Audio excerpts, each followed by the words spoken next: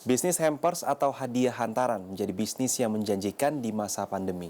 Pasalnya kini masyarakat tidak hanya berkirim hampers saat hari raya saja, namun juga di hari biasa. Jenis hampers pun beragam, mulai dari makanan, barang serbaguna, hingga pakaian. Silaturahmi di saat pandemi seperti sekarang masih bisa dilakukan meski dengan cara yang berbeda. Salah satunya adalah dengan mengirim hadiah antaran atau hampers. Sebagian orang mengenal hampers dengan sebutan parcel. Secara harfiah, parcel berarti bingkisan yang berisi berbagai hadiah. Sementara hampers adalah sebuah kotak berisi makanan atau minuman yang biasanya diberikan sebagai hadiah. Baru beberapa waktu terakhir, kata hampers lebih populer. Hampers digambarkan sebagai bingkisan yang diberikan jelang hari raya.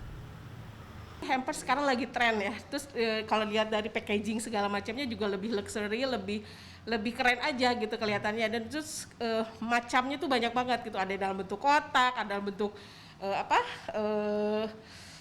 box-box gitulah gitu. Trennya memang ke hampers ya. Kalau beberapa 5 tahun yang lalu atau 10 tahun mungkin parcel. Karena kalau hampers itu dari packaging, dari pengemasan mungkin lebih intim diberikan ke seseorang. Kondisi pandemi sejak setahun terakhir membuat kirim-mengirim hampers tak hanya dilakukan pada hari raya saja, tapi juga pada hari biasa. Bahkan kebiasaan baru ini dinilai sebagai cara baru bersilaturahmi. Menurut Kepala Departemen Sosiologi FISIP Unpad, tradisi berkirim hampers diawali dengan masyarakat pedesaan yang saling berkirim makanan dengan tujuan saling berbagi. Kini, isian hampers bervariasi. Ada yang berisi makanan, pakaian, barang serbaguna, kerudung, dan peralatan ibadah. Tujuan kirim-mengirim hampers pun tak lagi soal berbagi.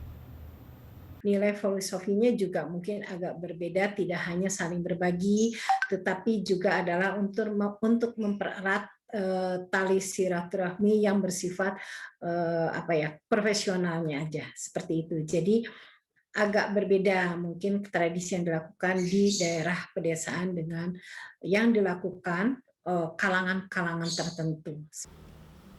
Semakin banyaknya minat masyarakat mengirim hampers di masa pandemi membuat salah satu produsen kue kering di kawasan Arca Manik, Bandung kebanjiran order. Produk hampers milik Yogi Prayoga ini terdiri dari beberapa paket mulai dari harga Rp189.000 hingga Rp650.000.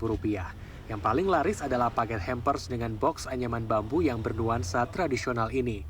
Satu box bulat anyaman bambu berisi 2 toples kue ukuran 500 gram. Karena kita memang kue kering ya, sedikit rapuh gitu kalau untuk dikirim keluar kota, makanya kita maksimalinnya pakai bubble wrap sama dus yang tebal lagi. Jadi untuk pengiriman aman gitu kalau untuk keluar kota. Tidak hanya makanan, tren hampers berupa barang juga diminati. Misalnya berisi tempat minum, diffuser, atau set gelas yang dimasukkan dalam box mewah. Pada masa pandemi dan jelang lebaran, kenaikan permintaan meningkat 70% dibanding hari biasa.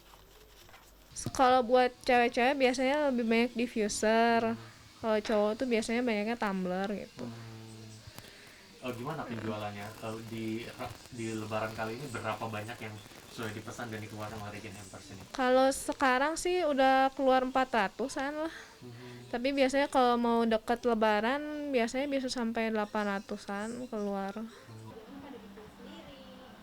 Ada pula yang mengisi hampers dengan pakaian muslim. Tak heran, omzet penjualan hampers di salah satu produsen baju muslim di kota Bandung ini naik sebesar 20% dibanding tahun lalu. Yang paling menarik itu adalah koleksi family set-nya Safira. Ternyata itu juga banyak diminati oleh customer yang mereka beli untuk dikirim kepada orang tuanya. Mungkin karena nggak bisa mudik, jadi nanti mungkin pada saat Zoom meeting jadi bisa kembaran gitu ya, walaupun berjauhan tapi tetap terasa bersama-sama gitu. Menurut dosen ekonomi Universitas Pasundan Bandung, Acu Fiarta Kartabi, meningkatnya permintaan masyarakat akan pesanan hampers membuat usaha hampers menjadi peluang usaha baru di tengah pandemi. Terlebih pemasaran yang semakin mudah dengan sistem daring. Karena sebenarnya bisnis ini sudah lama ya, tetapi mungkin tidak menggeliat sekarang gitu ya. Nah, ditambah lagi kalau kita lihat kan kondisinya sekarang ya masyarakat itu ya lebih banyak tidak melakukan mobilitas ya, dan ditambah kita lihat penjualan online sangat luar biasa pertumbuhannya, bahkan per bulan bisa naik 100% ya.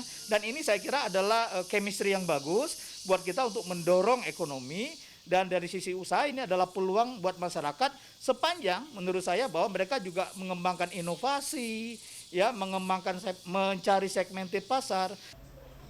Acu Fiarta menambahkan, eksistensi bisnis hampers baik daring maupun luring akan terus berlanjut meski pandemi berakhir. Tim Liputan CNN Indonesia, Bandung, Jawa Barat.